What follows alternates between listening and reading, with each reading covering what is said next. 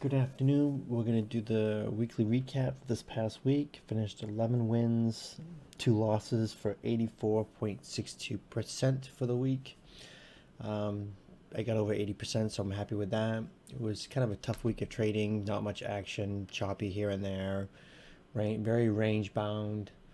Because of the short week, next week is probably going to be the same way because it's going to be short week next week too. So expecting another week of pretty much the same thing.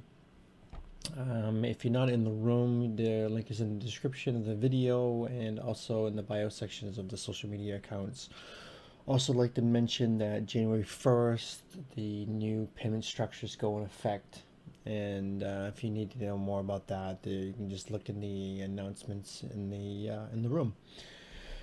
So with that said, we'll get started with the recap now. The first one, as you can see, is Facebook. Now you can also go on Twitter and you can follow the timestamps on Twitter. That's why I post them every day, so that way people can see timestamps and that I actually made the call. I didn't post no any bogus things saying over this, under that, and not make a call based on that. I made the call and then the timestamps are right there.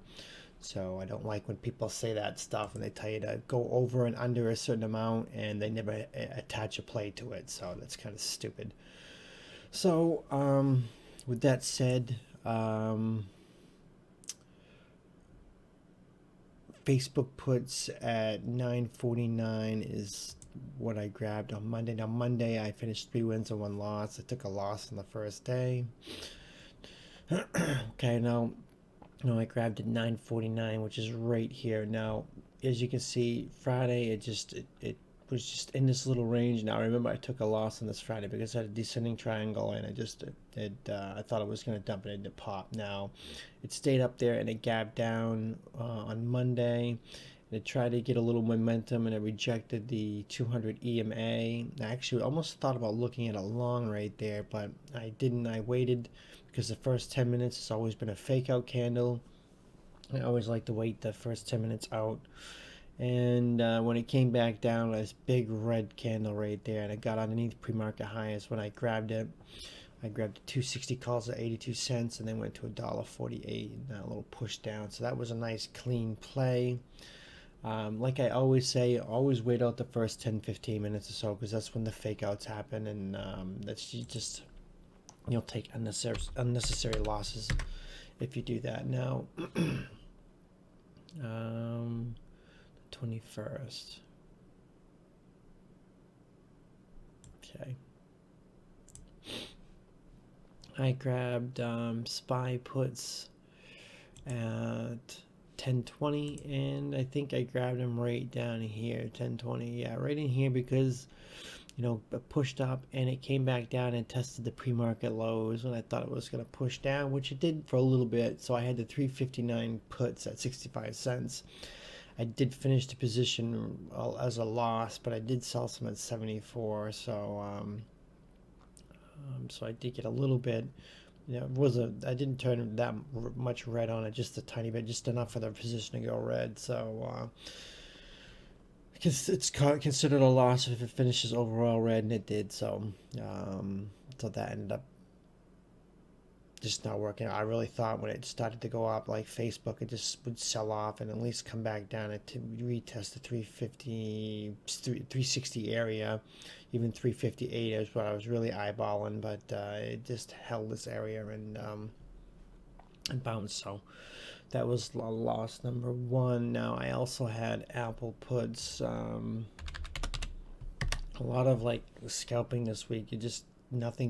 Everything was just range bound. Like I said, it was just nothing was really taking off. Now I grabbed Apple at 304, which was right here when you see it was consolidating and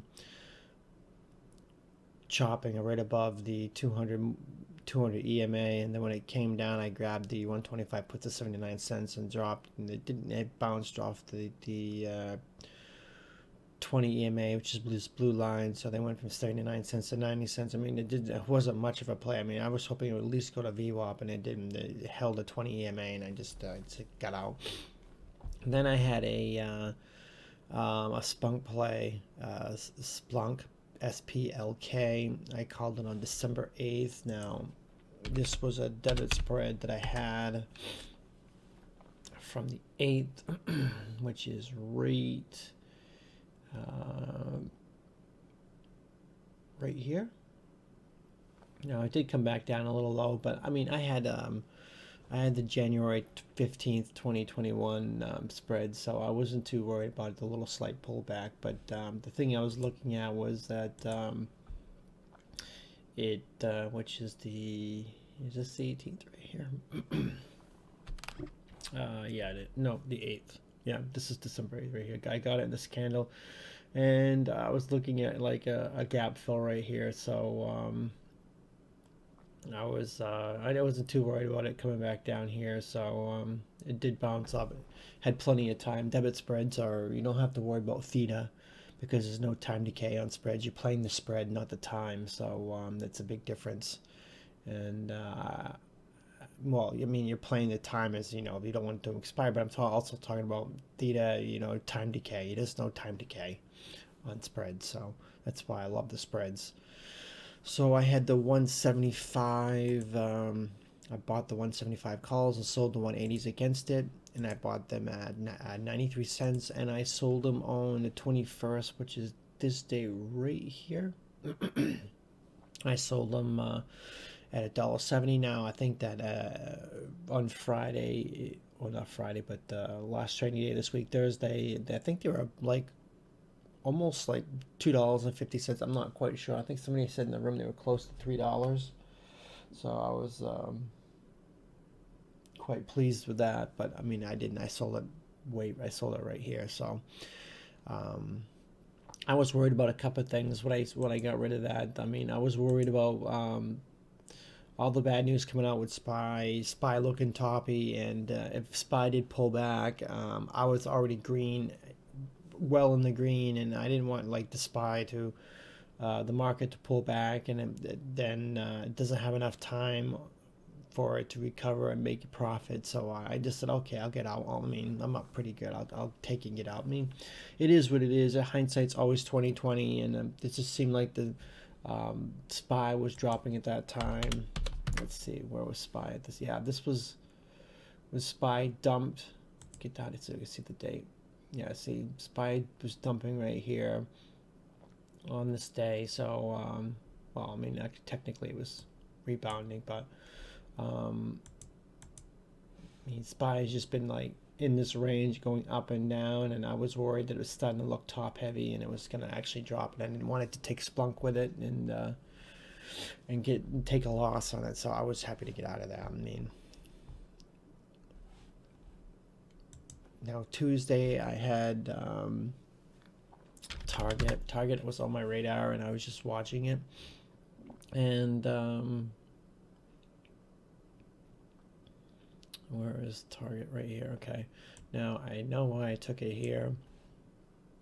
I was expecting a breakout, so I took the 175 calls at 53 cents, and they went to 72, and I took them right at open.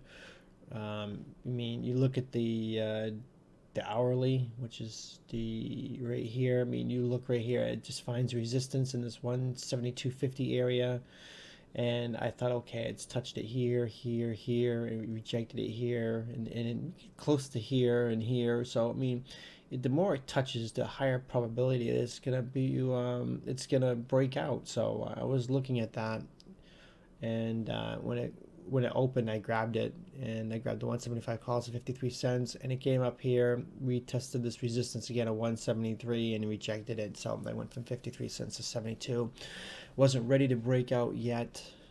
So then I moved on. I grabbed Facebook puts on the 22nd, which was right here again. Facebook was just getting clobbered. Let's see, I grabbed Facebook 262.50 puts at 70 cents at 10:04, which was probably right here. As you can always see, I can always tell where on the chart I took it because of the way it looks, because I'm pretty consistent about what setups I like now. it dropped here. I didn't want to chase it, pull back, and it came back. You know, it kind of like had a bear flag right there. When it came back down to break the bear flag is when I grabbed it. So they went from 70 cents to $1.89 in that little push right there. So that was a nice little win. Disney was the other one. Where is Disney on what? Right here. As you can see with the lines, Disney's just like bouncing between 172 and 168.50, if you want to call it that. And I did grab Disney 167.50 puts at 52 cents. I grabbed them right, must be 10.51, so it was right here. Yep. Come up, started to come back down, had that big red candle. I grabbed it, and it got to the bottom. Pre-market low right in here. I mean, it had a little curve. You can see the little curve pointing down, and it did break through the VWAP, so I grabbed it, thinking we would have a nice push down, at least down to the 168.50, and it kind of like chopped a little bit. Then it did end up dropping a little more, so they went from 52 cents to 66 cents. I mean, if this candle right here, if this little right here would happen right here, they probably would have gone to like 80 cents or something. But the small little chop right there just kind of like destroyed it a little bit on Disney. So that day was 3 and out, 3 and 0. Now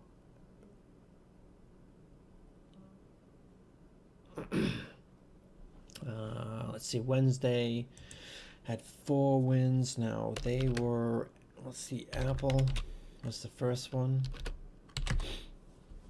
Had Apple 130 puts on Wednesday, right in here. Pull this up. Now I grabbed them. Oh, I grabbed them. Okay, yeah, I remember this. I grabbed them at the end of day on Wednesday. I grabbed them at 350 right here. Right here? Yeah, right in here. I grabbed the 130 puts at 61 cents. Now I labeled it in the room swing lotto, so it was overnight hold, and it's possible it could be very risky. And I remember I went into this because the open interest for 130 puts was very, very high, so I was just like, okay, let's have some fun. So I grabbed the 130 puts, held it overnight, and they ended up dropping. They ended up going from 61 cents to 78 cents down to the 200 EMA. So that was an overnight hold. Then the first actual trade of the day that I opened on Wednesday was BA. Now I grabbed BA puts at open. Not at open. I grabbed them at 10.18. So I grabbed them at 10.18. Right in here, I think. Yeah, right here. I grabbed them. I chased them. I don't know if that was news or something right there. I don't quite remember. I think there was. I think there was something, another issue with the plane. And then you had another issue just over the weekend. So, anyways, yeah, so I had the 217.50 puts at 62 cents, and this little push down, they went from 62 to 72. That was a lot of pretty much the theme most of the week. I mean, just wasn't much big runners, and so it was kind of annoying for the chop for the week. So it was kind of annoying. So I didn't trade that much based on that. Now finally, Target did actually break out. Finally. I mean, as you can see, we had it here, and it falls breaked out, and then we ended up grabbing it at 11.14, which is right in here. I mean, as you can see, I ignored the first 10 minutes because it pretty much did the same thing right here. You know, it popped a little bit and came back, then chopped, and started forming a symmetrical triangle. As you can see, right there, and it broke out of it. So once it broke out of the 172, 60, 70-ish area, I grabbed the 172.50 calls at 74 cents, and they went to 385. So that was a nice, clean 400% move on that if he held all the way through. Then grabbed Costco. I still think Costco is going to have a big move next week. And I grabbed Costco at 12.05, which should be right here. 12.05, right in here, right here, right above VWAP at the 20 EMA. I grabbed the 362.50 calls at 71 cents, and they went from 71 cents to $1.25 if you held all the way through. So it was a good day. Target was good. It was the biggest runner of the week, and didn't really have that many big runners on